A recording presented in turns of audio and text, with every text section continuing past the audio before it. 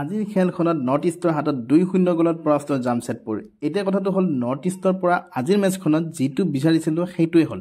North ইষ্টে 3 point আনিল আজিৰ খেলখনৰ পৰা, যিটো অতি দৰকাৰী আছিলে নৰ্থ ইষ্টৰ বাবে। এতিয়া আজিৰ খেলখনৰ কথা যদি ক'বলৈ যাওঁ, আজিও একেই। আলাউদ্দিন আজিৰ পৰাই গ'ল দুটা আহিছে।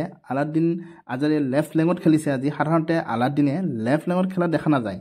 আজি যিহেতু দুজনকৈ মেইন খেলুৱৈ বাহিৰত থাকিবলগীয়া হৈছিলে, যোৱা খেলখনত য়েলো কাৰ্ড পোৱাৰ পিছত মাকাৰ্টন আৰু জিথিনক আজিৰ খেলখনৰ পৰা বাহিৰত আছিলে। ইফালে গুলাৰ্মো যিহেতু সম্পূৰ্ণ সুস্থ হৈ উঠা নাই, সেইকাৰণে কোচ জুৱান পেড্ৰো বেনালিয়ে অলপ বেলেগ ধৰণে প্লেনিং কৰিছিল আজিৰ মেচখনত। মাকাৰ্টন আৰু জিথিনৰ স্থানত আজি ষ্টাৰ্ট কৰিছিল পাৰ্থিৱ গগৈ আৰু থৈ সিঙে। নৰ্থ ইষ্টে প্ৰথম গ'লটো খেলখনৰ 6 মিনিটত দিয়ে। ৰিডিমে থৈ সিঙলৈ ধুনীয়াকৈ বলটো উলিয়াই দিয়ে। থৈ সিঙে ধুনীয়া এটা এছিষ্টৰ সহায়ত আলাউদ্দিনে গ'লটো দিয়ে। আলাউদ্দিনে যিটো সুবিধা পাইছে তেনেকুৱা সুবিধা সাধাৰণতে আলাউদ্দিন আজাৰে কেতিয়াও নেহেৰুৱায়। তাৰপিছত ছেকেণ্ড হাফতো আলাউদ্দিনৰ পৰাই আন এটা গ'ল আহিল।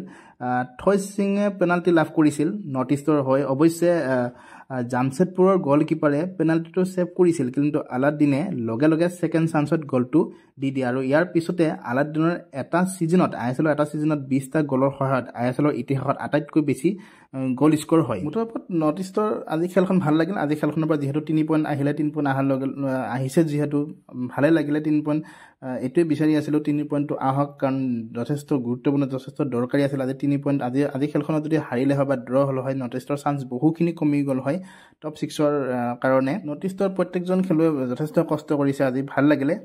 আৰু ইয়াৰ লগতে বেমামাৰৰ নেক্সট খেলখন মেচ কৰিব। বেমামাৰ আজি য়েলো কাৰ্ডটোৰ পিছত নেক্সট খেলখন মেচ কৰিব, কিন্তু একো কথা নাই। নেক্সট খেলত আকৌ জিথিনে মেচ আৰু মাকাৰ্টন আহি যাব।